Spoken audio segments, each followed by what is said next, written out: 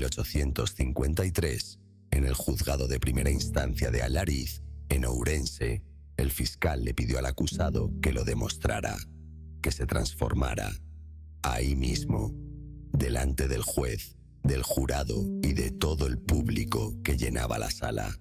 El acusado respondió con calma que la maldición ya había caducado, que ya no podía transformarse.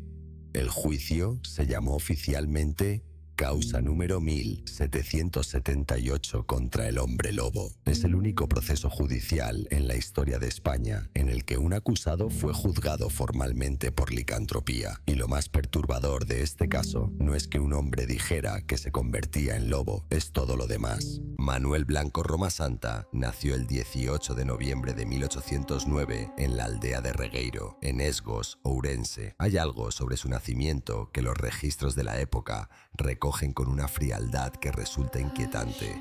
Fue considerado mujer hasta los 8 años. Los investigadores forenses que estudiaron el caso siglos después hablaron de pseudohermafroditismo femenino, una condición de intersexualidad que habría explicado sus rasgos físicos extremadamente suaves, su estatura de apenas 1,37 m, sus facciones que varios testigos describieron en el juicio como tiernas o femeninas. Nadie sabe qué efecto tuvo sobre él crecer, siendo algo que el siglo XIX no tenía manera de comprender ni de nombrar. Lo que sí se sabe es que de adulto se casó con una mujer, enviudó 3 años después, no tuvo hijos y empezó a caminar. Romasanta era tejedor y vendedor ambulante. Recorría los caminos del interior de Galicia vendiendo ungüentos, telas, remedios. Era conocido en decenas de aldeas. Tenía buena conversación. Se ganaba la confianza de la gente con facilidad, especialmente de las mujeres que vivían solas o que querían mejorar su situación. En 1843, el alguacil leonés Vicente Fernández salió en su busca para embargarle mercancía por una deuda. Fernández desapareció ese mismo día. Su cuerpo fue hallado 4 días después en las inmediaciones de Pardavé, en León. Romasanta fue condenado en rebeldía a 10 años de prisión por ese asesinato, pero ya había desaparecido y nadie supo nada de él durante años. Entre 1846 y 1852, mujeres y niños empezaron a desaparecer de las aldeas de los alrededores de Allariz. Romasanta los captaba siempre de la misma manera, con una promesa: trabajo en Santander, una vida mejor en Ourense, contactos en Portugal.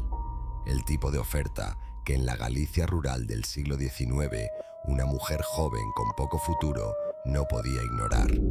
Se iban con él y no volvían. Pero sus familias recibían cartas firmadas con sus nombres, en las que les contaban que estaban bien, que se habían instalado en la ciudad, que pronto les mandarían dinero. Romasanta las escribía él mismo. Era el único de la cadena que sabía leer y escribir. Las familias no tenían manera de saber que las palabras de sus hijas salían de la misma mano que las había matado. Los vecinos empezaron a hablar de un sacamantecas, de alguien que mataba personas y vendía su grasa como ungüento medicinal en Portugal. La creencia no era irracional en el contexto de la época. La grasa humana tenía un mercado real en la medicina popular del siglo XIX. Los rumores decían que Romasanta vendía frascos de un producto que llamaba unto, que curaba el reuma y las enfermedades de la piel. Nunca se probó en el juicio que la grasa que vendía fuera humana, pero tampoco se descartó. Cuando el clima de sospechas en Allariz se volvió demasiado denso, Romasanta huyó. Con un pasaporte falso, cruzó Galicia, bajó hasta Castilla y en el verano de 1852 fue localizado en Nombela, un pueblo de Toledo, trabajando como jornalero en la siega. 2 vecinos de Berín lo reconocieron en la calle, lo entregaron a la Guardia Civil y Romasanta volvió a Galicia esposado después de 6 años de crímenes en los bosques de la Sierra de Mamede. En los interrogatorios confesó, con detalle, con una calma que los jueces que lo escucharon describieron como desconcertante. confesó 13 asesinatos y entonces añadió algo que nadie esperaba, que los había cometido porque una bruja lo había maldecido a convertirse en lobo. Ante el juez, Roma Santa describió con precisión la primera vez que se transformó. Dijo que fue en la montaña de Couso, que cayó al suelo y tuvo convulsiones, que cuando paró se había convertido en lobo, que estuvo 5 días merodeando el lugar junto a 2 lobos más. Los llamaba Antonio y Don Genaro, 2 valencianos que, según él, sufrían la misma maldición. El fiscal le pidió que lo demostrara, que se transformara, ahí mismo. Roma Santa respondió que la maldición había caducado. La sala, que estaba llena de curiosos llegados desde toda Galicia, contuvo la respiración. El juicio se prolongó casi 1 año. La defensa intentó que Roma Santa fuera declarado demente e inimputable. La acusación argumentó que era plenamente consciente de sus actos. El tribunal rechazó la explicación sobrenatural y lo consideró responsable. El 6 de abril de 1853, Roma Santa fue condenado a muerte por garrote vil por 9 asesinatos probados, de los 13 que él mismo confesó. También fue condenado a pagar una multa de 1000 reales por cada víctima. El caso llegó a los periódicos de toda Europa, y desde París, un médico llamado Dr. Phillips, que se había especializado en hipnosis, envió una carta al Ministerio de Gracia y Justicia español. Decía que Roma Santa no era un asesino consciente, sino un enfermo, que padecía licantropía clínica y que él podía curarlo. La reina Isabel II llevó el caso hasta el Tribunal Supremo. La pena de muerte fue conmutada a cadena perpetua bajo el pretexto de que se trataba de un licántropo que merecía tratamiento médico antes que ejecución. El Dr. Phillips nunca llegó a tratar a Roma Santa y a partir de ese momento la historia entra en un territorio que los archivos no han podido aclarar del todo. Hay 2 versiones sobre cómo murió Manuel Blanco Roma Santa.